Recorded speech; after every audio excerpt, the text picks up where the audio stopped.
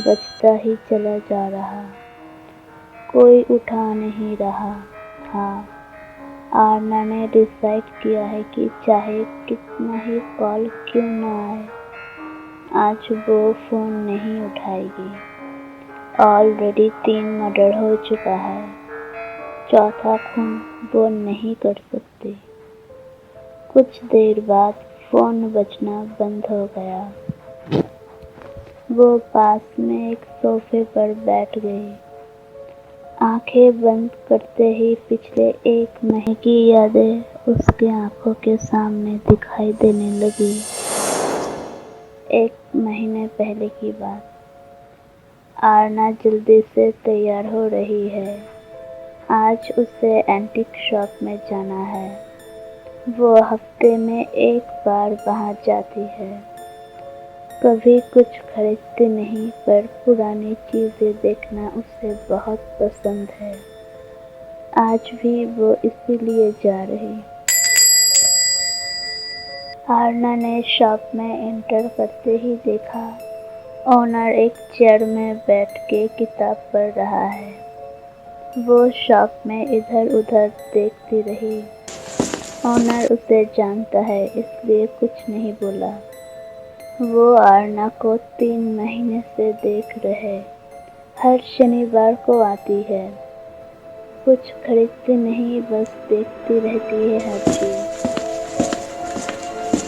आरना इधर उधर देख रही थी कि उतने में ही एक साइड में रखा हुआ एक टेलीफोन पर उसकी नज़र गई। वो करीब जाकर ध्यान से देखने लगी।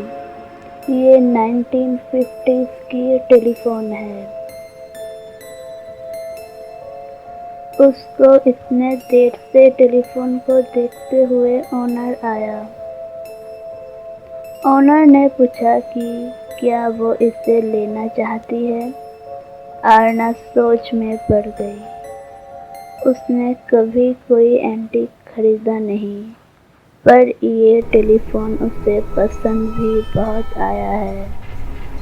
आरना बोली कि वो किसी और दिन आएगी। आरना दूसरे दिन ही गई शॉप में। वो बहुत खुश है। पहली बार कोई एंटीक चीज़ खरीदा है उसने। उसने टेलीफोन को ड्राइंग रूम में रख दिया। ये एक रोटरी टेलीफोन है। वो जब बहुत छोटी थी तब ऐसा एक फ़ोन अपने दादाजी के घर देखी थी। काम तो नहीं करता था, पर सबको पसंद था, इसलिए रखा हुआ था। 2 दिन बीत गया। तीसरे दिन रात को आरना सो रही थी। घड़ी में 1 बज रहे थे। अचानक फ़ोन की घंटी बजी। आरना ने अपने फ़ोन चेक किया। फिर उसने नोटिस किया कि रिंग होने की साउंड कुछ अलग सा है, और ये साउंड ड्राइंग रूम के तरफ से आ रहा। वो उठकर ड्राइंग रूम के तरफ गई। उसने देखा वो एंटीक टेलीफोन से ये साउंड आ रहा। वो एकदम शॉक हो गई। किसी ने कॉल किया है, पर ये कैसे पॉसिबल है? एक एंटीक टेलीफोन में कोई कैसे कॉल कर सकता है? वो ये सब सोच ही रही थी कि इतने में ही फ़ोन फिर से रिंग होना शुरू हुआ। उसने जाकर रिसीवर उठाया। फिर आंखों के सामने धीरे धीरे सब कुछ अंधेरा होने लगा। वो नीचे गिर गई। सुबह जब आँख खुली तब आरना खुद को ड्राइंग रूम में ही पाई।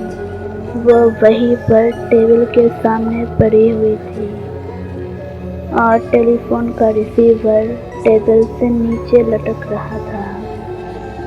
आरना रिसीवर अपने जगह पर रख के पिछली रात को याद करने की कोशिश करने लगी, पर उसे कुछ भी याद नहीं आया। उसको बस इतना ही याद है कि कॉल रिसीव करने के बाद उसको किसी ने कुछ बोला, और फिर चारों तरफ अंधेरा छाने लगा और सुबह आँख खुला। आरना घड़ी की तरफ देखी। 8:20 हो रहा। उसको 9 बजे ऑफिस पहुंचना है। वो जल्दी से तैयार होके निकल गई। आरना एक न्यूज़ एडिटर है। ऑफिस में जाते ही उसे बहुत से फाइल पकड़ा दिए गए। पूरा दिन काम के बीच में वो रात की बातें याद करने की कोशिश की पर कुछ भी याद नहीं आया। आज रात को आरना देर से सोई लेकिन कोई भी कॉल नहीं आया। उसके दूसरे दिन भी कोई कॉल नहीं आया। ऐसे ही एक हफ्ता बीत गया। आरना उस कॉल के बारे में पूरी तरह भूल चुकी है। टेलीफोन का साउंड सुनकर आरना की नींद टूट गई। उसने फोन में टाइम चेक किया। 1 बज रहा।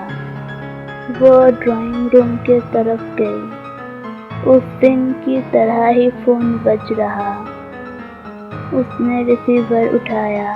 उठाने के कुछ देर बाद फिर से ब्लैकआउट और फिर से बेहोश। जब आँख खुला तब आरना खुद को अपने बेड पर पाई, पर उससे कुछ याद नहीं आया कि यहाँ वो कैसे आई। आरना ऑफिस में काम कर रही।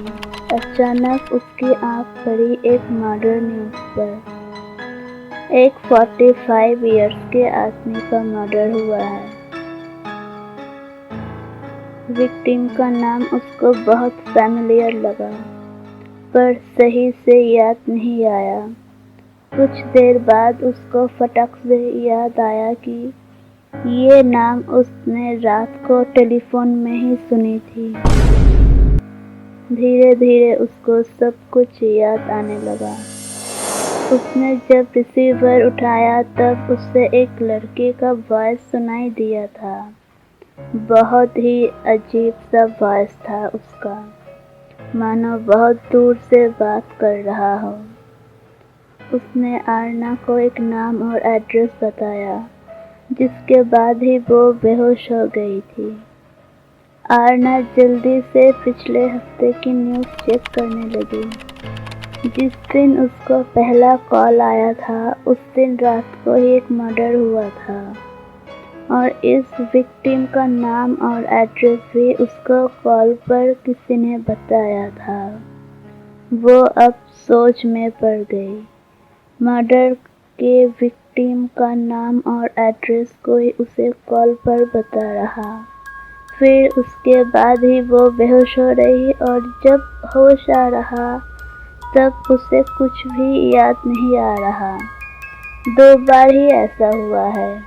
उसे कुछ समझ में नहीं आया कि ये सब हो क्या रहा है उसके साथ और ये सब कर कौन रहा है। पर आरना इतना समझ गई कि इन सब के साथ उस टेलीफोन का कुछ तो कनेक्शन है। उसने डिसाइड किया कि नेक्स्ट टाइम कॉल आएगा तो वो नहीं उठाएगी। पता नहीं क्यों उसे लग रहा था कि फिर से कॉल ज़रूर आएगा। 1 हफ्ते बाद की बात है। रात के 12:30 बज रहा। आरना जाग रही है, मानो कि कॉल के इंतज़ार में ही सोई नहीं। उसे लग रहा कि आज कॉल आ सकता है। उसके सोच को सही साबित करते हुए रात के 1 बजते ही फ़ोन के रिंग की आवाज़ सुनाई दिया। वो धीरे से टेबल के पास गई। आरना ने डिसाइड किया था कि कॉल नहीं उठाएगी, लेकिन उसके कोशिशों को नाकाम करते हुए उसने रिसीवर उठा ही लिया, जैसे उसका हाथ उसके ही कंट्रोल में नहीं है। कॉल उठाते ही उसे फिर से एक नाम और एड्रेस सुनाई दिया। इस बार जब उसकी आँख खुली तब वो अपने घर के मेन डोर के सामने खड़ी हुई थी। उसके दोनों पैर में मिट्टी और हल्का सा कीचड़ लगा हुआ था।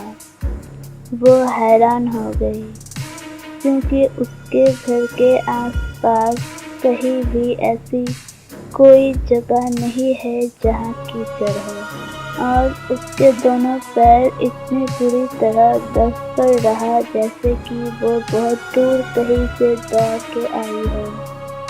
आरना समझ गई कि अब मामला बहुत ही ज़्यादा सीरियस हो चुका है। ये जो भी हो रहा है उसके साथ इन सब का कनेक्शन उस टेलीफोन के साथ ही है। वक्त आ गया है कि सच्चाई का पता लगाया जाए। आरना तबीयत खराब होने का बहाना देकर ऑफिस से छुट्टी लिया। फिर वो निकल पड़ी एंटीक शॉप की तरफ। आरना को आज शॉप में देखकर ओनर को थोड़ा सा आश्चर्य हुआ, क्योंकि वो सिर्फ शनिवार को ही आती है शॉप में। आरना ओनर के पास जाकर उससे टेलीफोन के बारे में पूछना शुरू किया। उसे पता चला कि ये टेलीफोन कोई ऑक्शन से खरीदा नहीं गया, कोई इसे यहाँ बेच कर गया है। आरना उसका एड्रेस लेकर वहाँ से निकल गई। रास्ते में उसको अपने दोस्त का कॉल आया।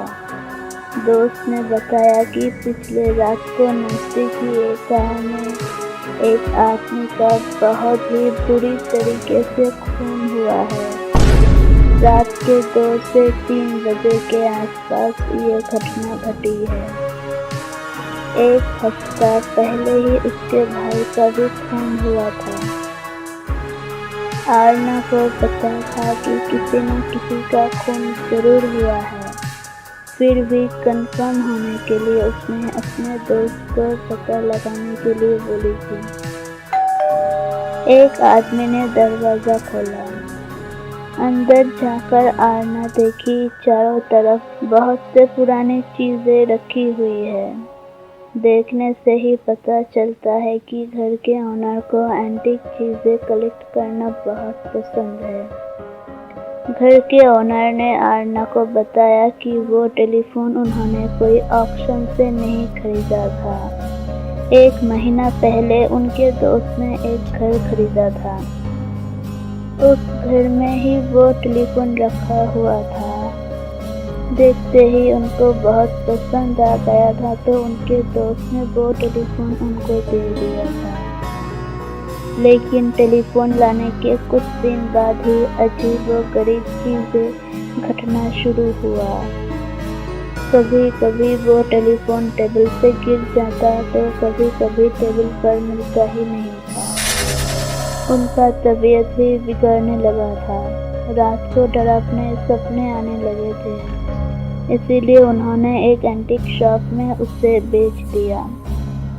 वो आदमी ने बताया कि उस टेलीफोन में कुछ तो अजीब बात है। वो दूसरे एंटीक चीज़ों जैसे नॉर्मल नहीं है। उस टेलीफोन से दूर रहना ही भलाई है सबके लिए। आरना उनके दोस्त के घर का एड्रेस लेकर वहाँ गई, लेकिन उसको वहाँ से कुछ पता नहीं चला। आरना ने उस घर के केयरटेकर के बारे में पूछा। ओनर ने बताया कि ये घर 20 साल से बंद था, पर उसके पहले जो यहाँ काम करता था उसे वो जानते हैं। आरना केयरटेकर का एड्रेस लेकर उनसे मिलने गई, पर वो उसे कुछ भी बताने के लिए तैयार नहीं थे। पहले बहुत समझाने के बाद उन्होंने बताना शुरू किया। आज से 20 साल पहले उस घर में एक लड़का अकेला रहता था। एक दिन उसने ऑक्शन से एक रोटरी टेलीफोन खरीदा, लेकिन वो टेलीफोन ही काल बनकर आया था उसके लिए। कुछ दिन बाद रात के करीब 12:30 बजे 4 लड़का उसके घर आया। ये वही लोग थे जिनके साथ ऑक्शन में उसका लड़ाई हुआ था, क्योंकि ये लोग भी उस टेलीफोन को लेना चाहते थे। जब वो निकल रहा था वहाँ से, तब इन लोगों ने बोला था कि उसने इंसल्ट करके सही नहीं किया। उस रात को उन लोगों के साथ उसका बहुत लड़ाई हुआ। लड़ाई के एक पल में एक लड़के ने पॉकेट से गन निकाला और उसके ऊपर गोली चला दिया। जब वो लोग वहाँ से जा रहे थे, तब उन लोगों का नज़र केयरटेकर पड़ गया। केयरटेकर एक दरवाजे के पीछे छुपकर सब कुछ देख रहा था। उन लोगों ने केयरटेकर को बहुत मारा और गन दिखाते हुए बोला कि अगर उसने पुलिस को कुछ भी बताया तो उसके लिए अच्छा नहीं होगा। केयरटेकर ने पुलिस को कुछ भी नहीं बताया। कोई भी प्रूफ ना होने की वजह से ये केस वही क्लोज हो गया। उसके बाद वो घर भी ताला बंद हो गया। आरना ने आंखें खोली। केयरटेकर से मिलने के बाद एक हफ्ता बीत चुका है। इस एक हफ्ते में उसने बहुत बार कोशिश किया है टेलीफोन कहीं और भेजने की, पर जब भी वो टेलीफोन लेकर निकलती थी, वो फ़ोन अपने आप उसके पास से गायब होकर टेबल पर आ जाता था।